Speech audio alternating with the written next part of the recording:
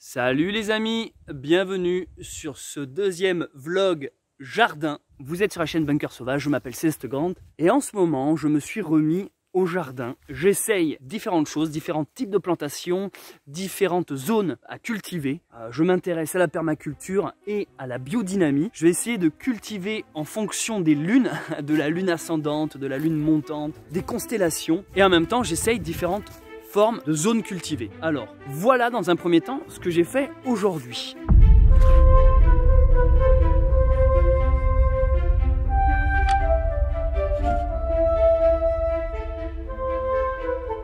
Petit résumé des épisodes précédents. L'année dernière, à la même période, j'avais cultivé toute cette zone. Et en fait, là, je vais laisser reposer la terre. Alors, peut-être qu'ici, je ferai des buttes et je mettrai des pommes de terre. Mais dans un premier temps, je ne vais pas retoucher à cette zone. J'ai décidé un peu de monter ma zone de travail en hauteur, hein, tout simplement, aussi et par rapport à l'exposition. Je pense que c'est un peu plus éclairé ici. Pour tester, voilà. C'est un sol ici que je n'ai jamais cultivé. Donc déjà, je vais voir comment il réagit. Alors, globalement, ce que j'ai fait aujourd'hui, vous pouvez voir, j'ai monté des bacs. Alors, j'appelle ça des bacs. Je ne sais pas si c'est le terme exact, mais en gros c'est ni plus ni moins que des planches, hein. Donc là bon, c'est des planches un peu stylisées, elles ont le look de petites barrières, c'est propre, c'est bien fait, mais ça en fait ça peut se faire simplement avec une planche, hein. Vous prenez une planche comme ça, enfin, ou même pas des planches, des troncs d'arbres. En fait le but c'est de définir une zone, voilà. Donc vous pouvez pas mettre une branche par terre, une autre branche un peu plus longue, ou des planches ou du bois de récup, enfin bref, ce que vous voulez. Moi j'ai récupéré par exemple des vieilles palettes, vous savez les palettes de transport là, que dans les magasins ils se débarrassaient, je les démonte et je fabrique moi-même mes cadres, on va dire. Ouais, voilà, on va appeler ça des cadres ou des bacs ou des zones. Aujourd'hui, ce que j'ai fait dans un premier temps, c'est que j'ai dessiné le jardin. C'est-à-dire que je me suis dit, voilà, on arrive par ici. Donc là, il y a la petite ruche qui est là-haut, la ruche qui domine, qu'on aura vu sur le jardin. Je me suis dit, on arrive comme ça dans le jardin. Première chose qu'on voit, c'est ces bacs. Que visuellement, je m'y sente bien. Je voulais que quand on arrive dans mon jardin, on se dise, ah, c'est un beau petit jardin parce que je pense que c'est très important. En effet, je fais partie de ces gens qui pensent que les ondes qu'on émet, les ondes positives ou les pensées positives. C'est pour ça que je suis un grand optimiste, sans pour autant être naïf. Parce que souvent les gens disent ah ouais, les optimistes c'est des idéalistes un peu naïfs. Ils nous imaginent comme des grands enfants qui n'avont pas conscience du danger ou de la dure réalité de la vie. Mais en fait ce qu'ils ignorent ces gens-là, c'est que c'est eux qui sont beaucoup trop pessimistes et qui voient tout en noir. C'est des gens qui sont fans de Game of Thrones parce que c'est toujours les enculés qui triomphent. Leur jeu préféré c'est The Witcher. C'est ce genre de truc de l'idolation du mal en fait, de l'idolation. Voilà, leur série préférée c'est Breaking Bad et leur dessin animé préféré c'est Rick et Morty. Voilà, bam, allez hop, ça dégage. Tous ceux qui aiment ça, ils peuvent se désabonner, hop. Ce que je veux dire par là, c'est que tous ces gens qui sont fans de ces trucs très noirs, en fait, ce que certains pourraient appeler satanique ou ce que vous voulez, mais je vais pas commencer à utiliser ces termes parce que je vais vous perdre. Je vais vous être là, genre, oh là, il a vrillé Céleste. J'essaie juste d'expliquer que les gens qui sont dans une pensée négative et qui consomment du négatif, c'est-à-dire que pour eux, c'est normal qu'on est dans un monde de merde, que voilà, tu sais, les gens qui se peignent toujours. T'as pas remarqué ce genre de gens qui ont toujours un torticolis ou le bras dans le plâtre et qui comprennent pas, ou une cheville, tu sais, ils sont toujours là, hein, j'ai toujours mal, tu sais, ils ont toujours mal quelque part en fait, et ils comprennent pas que c'est eux les responsables de leur propre malheur, et qu'en fait tant qu'ils ne céderont pas, personne viendra les aider.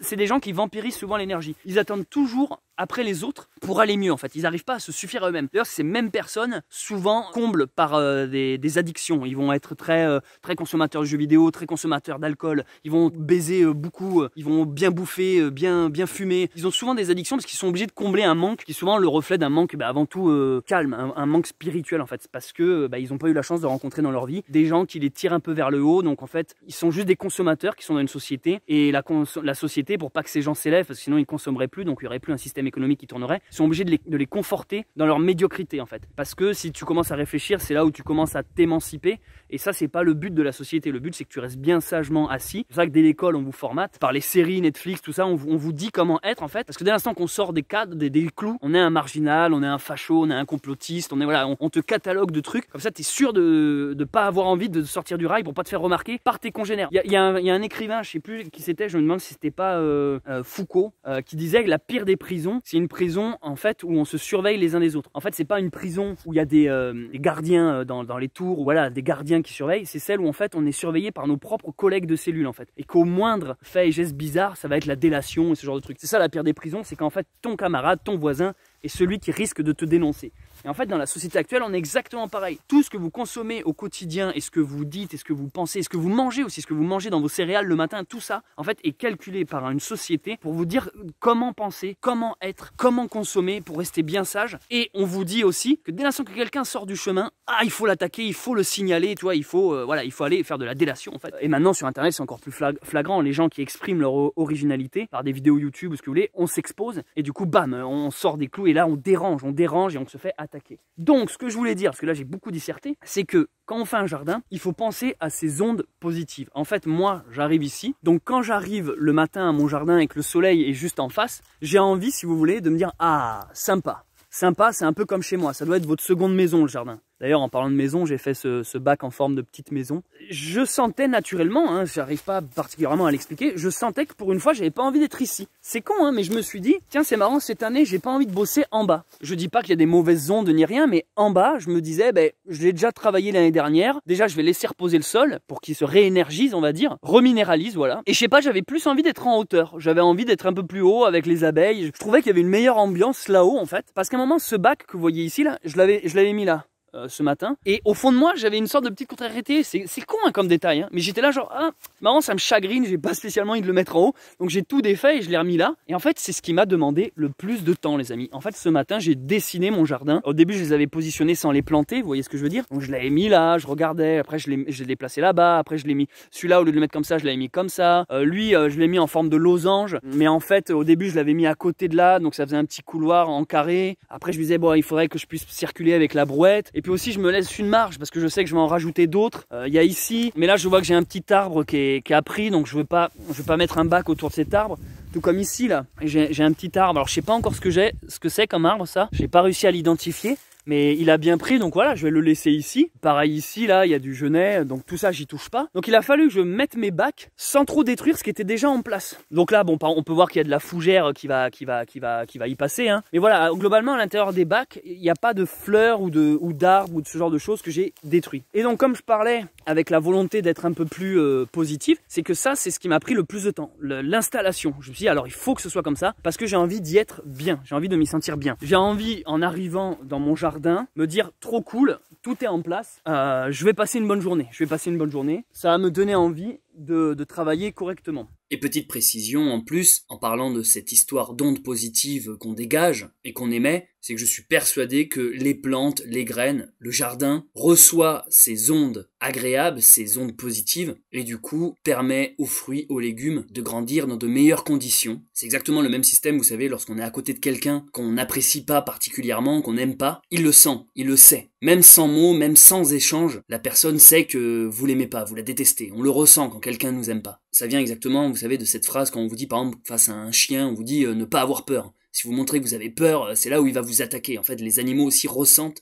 ces ondes. Et je pense que pour le jardin, enfin je pense pas, j'en suis sûr que c'est exactement pareil. C'est pour cette raison que je parle ici d'une volonté d'être avant tout soi-même bien et content d'être dans ce lieu. Je ne voulais pas être dans un lieu entre guillemets qui ne me convient pas, car pour favoriser l'évolution de mes plantes, je désire qu'elles reçoivent des bonnes ondes, et pour cela il faut que moi-même je sois dans un bon état d'esprit. Voilà pourquoi je vous parle depuis tout à l'heure d'ondes positives. Et ça les amis, prenez ce conseil pour tout ce qui concerne votre vie, pas seulement pour du jardinage. Ensuite, après avoir fait les zones, qu'est-ce que j'ai fait? Eh bien, vous le voyez, hein, j'ai pris la brouette et j'ai été chercher du fumier qui est devenu du terreau en fait. Là-bas, dans le vlog jardin numéro 1, je vous mets une petite fiche là-haut et un lien dans la description si vous ne l'avez pas vu, je vous expliquais qu'il y a un agriculteur qui a un champ un peu plus haut qui m'a autorisé à aller lui prendre son fumier. Donc en fait, c'est un très vieux fumier, c'est un fumier qui est là depuis plusieurs années et il a plus du tout l'aspect merdique quoi, c'est plus du tout de la bouse, c'est devenu du terreau.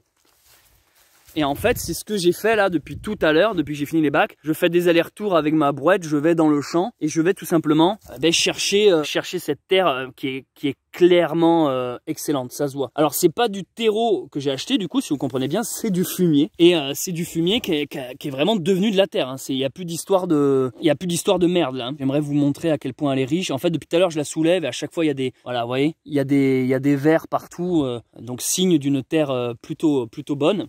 Et donc, j'ai directement recouvert l'herbe. Vous voyez, ici, il y a de l'herbe dans le cadre. Et ben, c'est exactement pareil ici. Je n'ai pas retourné le sol. J'ai directement sur l'herbe posé le terreau. Voilà ce que je suis en train de faire, du coup. Donc, je vais aller remettre du terreau ici et du terreau là. Et vous allez venir avec moi. Donc me voici dans le champ de l'agriculteur. Donc je suis venu avec ma petite brouette et ma pelle. On peut voir là, j'ai commencé à creuser. Je lui prends du terreau qui m'a gentiment autorisé à venir me servir. Et du coup, ben, regardez ça, il y a encore un an, c'était une sorte de merdasse de vache. Et là, on voit clairement que il a cet aspect très compost. Et vraiment, il est super beau, quoi. Il est vraiment très très beau. Ça se voit là. Il a vraiment une super belle texture. Je crois que je pouvais pas trouver mieux en termes de terreau.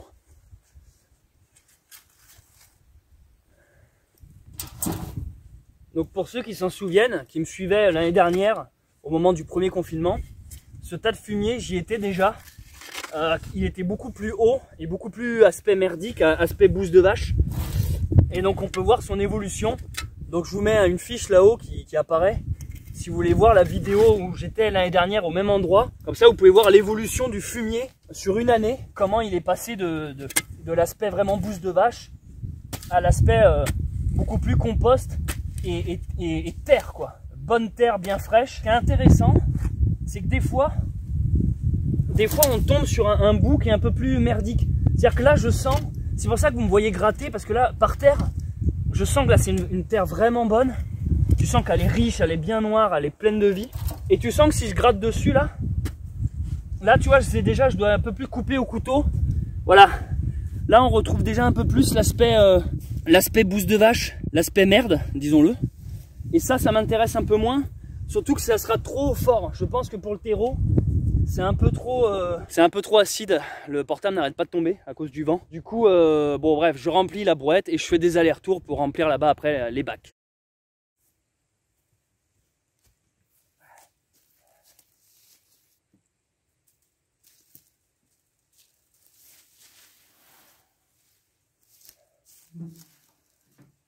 Ah, je vois la terre, elle grouille de vie. Des vers, des asticots, il y a des larves, il y a des genres de petits cocons, ça doit être des scarabées, ce genre de truc. Ça fait plaisir à voir, une terre si bonne. Donc la question qu'on peut se poser, c'est où trouver du terreau ou du fumier. Si vous en avez pas, si vous n'avez pas comme moi un agriculteur qui peut vous en donner. Bon, la première chose, c'est que vous pouvez en acheter. Vous pouvez acheter des gros sacs de 40, 70, 100 litres de terreau, mais vous allez devoir le payer, c'est assez cher. Et puis surtout, là, pour faire ce que je suis en train de faire, il vous faudrait énormément de sacs. Parce que là, vous voyez, la brouette qui est pleine, il va falloir que je fasse quand même bien 2 ou 3 allers-retours juste pour ce petit carré. Pour celui-là, il m'en a fallu 6 ou 7. Donc ça va vous demander beaucoup de dépenses. Donc le terreau ou le fumier, vous pouvez soit vous en faites prêter comme moi actuellement, soit vous avez des animaux. Voilà, si vous avez des vaches, des chevaux, des poulains, des ânes, des mulets, vous pouvez récupérer ce fumier et le stocker, le laisser pourrir en fait, et ça vous fera du bon terreau. Vous pouvez mélanger directement avec de la paille et du foin, ça vous fera quelque chose de très enrichissant pour le sol. Ou par exemple si vous avez des poules, voilà, parce que tout le monde n'a pas des grandes bêtes, des grands animaux. Donc si vous avez des poules, sachez également que la merde de poule, le sol où sont les poules, vous pouvez le récupérer. Pareil, une brouette, hein, vous allez racler le poulailler et vous foutez ça dans votre brouette, est un très bon fertilisant. C'est aussi du fumier. Voilà, donc c'est pour ça que dans le monde souvent de l'autonomie ou du jardin ou de la permaculture, tout est relié en fait. Tout se conserve. Le fait d'avoir des animaux, on peut réutiliser leur bouse, leur crottin pour ensuite refertiliser le sol. Rien n'est acheté, j'ai envie de dire. Voilà où vous pouvez trouver du terreau.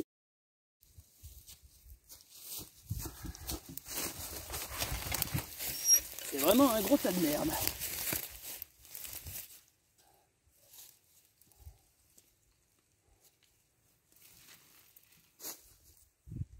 Donc désolé pour la qualité de l'image, là il fait nuit. On pourrait se dire pourquoi tu bosses la nuit Céleste, qu'est-ce qui se passe? Pourquoi tu fais pas ça le matin ou le jour? C'est parce que ce matin justement, j'ai fait tous les cadres, j'ai fait les allers-retours pour ça. Après je les ai plantés, j'ai fait le dessin du jardin comme je dis. En fait tout ça je l'ai pas filmé et c'est ce qui fait qu'à partir du moment où j'ai commencé à allumer la caméra, on est déjà à la nuit. Mais là je vais m'arrêter. Je sais pas combien de temps il dure ce vlog, s'il dure 5 ou 10 minutes. Ça veut pas dire que ça fait seulement 5 ou 10 minutes que je fais du jardin. En fait j'y suis moi depuis ce matin. Et c'est juste que je filme pas tout. En fait j'ai remarqué lorsqu'on fait du jardin et qu'on essaye de tout filmer, ça nous ralentit vachement. Si toutes les 2 minutes j'ai eu la caméra pour vous montrer ce que je suis en train de faire, je prends du retard. Ah regardez là j'ai pris une pelle, ah regardez là j'ai fait un dessin, ah regardez là j'ai été chercher de la terre. Bah vas-y, dis que ça t'intéresse pas ce que je raconte tant que tu y es. Mon téléphone il a fait bleu, mon téléphone a rage quitte. En gros, si j'allume la caméra toutes les 2 minutes pour vous raconter ma vie, en fait moi j'avance jamais. Et ça c'est le problème que j'avais rencontré déjà lors du premier confinement, lorsque je faisais raconter ma vie tous les jours, je sortais un vlog par jour. Je me rendais compte que ça vous intéressait, c'était bien. Mais moi au final j'avançais au ralenti. Parce que de fabriquer une cabane et tous les jours de sortir en même temps la vidéo et puis de faire le montage pour vous montrer la progression de la cabane et de sortir ça chaque soir, en fait ça me faisait ralentir et à des moments j'avais juste envie d'avancer sur la cabane et d'arrêter de filmer. Et c'est exactement pareil pour ce jardin. Donc c'est pour ça que cette année, pour le jardin, je vais d'abord la majorité du temps de la journée avancer, faire mes trucs sans filmer, sans rien. Et vers la fin d'après-midi, quand je suis un peu plus cool, vous montrer directement en vous résumant la journée, ce que j'ai fait, comment j'ai avancé, les problématiques que j'ai rencontrées, voilà. Au final aujourd'hui j'ai pas mal avancé. J'ai déjà vu des commentaires dans le premier vlog qui disaient ah oui 15 minutes de vlog, tout ça pour planter 3 cadres. Oui mais attends, il n'y a pas eu que ça dans la journée, il y a eu le fait de récupérer le bois, enfin trouver la paille, enfin il y a plein de trucs que je ne montre pas et qui demandent du temps, un temps fou. Donc mais ça après vous n'êtes pas débile à part celui qui a posé ce commentaire, mais je veux dire, ayez conscience, c'est pas parce que le vlog dure 5 minutes que ça fait seulement 5 minutes de jardin. Voilà, c'est tout, c'est tout ce que je voulais dire. Allez, je vais m'arrêter ici déjà pour ce vlog, hein. J'espère que ça vous aura plu. Voilà, vous suivez l'avancement du petit jardin, hein. Vlog, jardin, permaculture. On va tenter différentes zones de culture. Donc là, sur celle-là, je vais mettre de la paille, sur la grande là. Sur celle-là, je mettrai des feuilles mortes. Je vais essayer un autre type de recouvrement. Et sur celle-là, là-bas, je sais pas encore, sûrement de la paille parce que vu toute la paille que j'ai, autant que je m'en serve. Je verrai, feuilles mortes ou paille. Je suis assez content de travailler par bac. Ça me fait un peu penser, vous savez, à ce qu'on appelle les jardins médiévaux. Les anciens jardins étaient faits comme ça en fait. On cultivait pas directement le sol, on faisait des zones de culture dans lesquelles on travaillait un type de plantation. Mais là, moi, je suis assez curieux de bosser comme ça. C'est la première fois que je fais comme ça par zone vraiment physiquement limitée, quoi. Physiquement délimitée. Et le surplus de graines que j'aurai, je pense que je le mettrai dans le jardin un peu plus classique comme l'année dernière, à même le sol. Je suis assez curieux en fait, d'essayer comme ça par système de bac et puis d'essayer tous les trucs un peu de permaculture, le paillage, la butte, les lasagnes. Tarde un peu de voir le rendement que ça va faire, la production. Allez, je m'arrête ici. Merci d'avoir regardé ce vlog. C'était Céleste Grant. On reste en contact tant qu'il y a du réseau. Allez, ciao. J'entends les cloches du village au loin. C'est le moment d'arrêter de travailler et d'aller à la soupe. Voilà ce que c'est, la véritable époque. L'église qui te dit l'heure et qui te dit le rythme de la journée. Là, tu vois, ça sonne, il y a une bonne ambiance. Là, tu te dis, c'est bon, une bonne journée de labeur. J'ai bien travaillé, j'ai mal partout, je suis bien cassé là. Ça m'a fait du muscle, tu vois, pas besoin de faire de la muscu de ta fiole quand tu fais ça, tu vois. Ça, c'est de la vraie, tu vois, tu prends de la vraie force là. Ah ouais, les campagnards, mon gars, faut pas les emmerder, les campagnards. Hein. Quand ils te disent bonjour, ils t'éclatent tes doigts de geek. Hein. Donc là, tu vois, là, je viens de couper le vlog et le simple fait d'entendre les cloches, tu vois, je me dis, bon timing. Tu vois, ça doit être ancré dans mes gènes de campagnard, ça, genre, je savais inconsciemment que ça allait bientôt sonner. Allez, le moment d'aller boire la petite soupe, là. Allez, la petite bière d'abord. Ouh, on rigole pas avec ça. Attention, il y a des traditions à respecter, là. Petite bière d'abord, les amis. Allez, salut.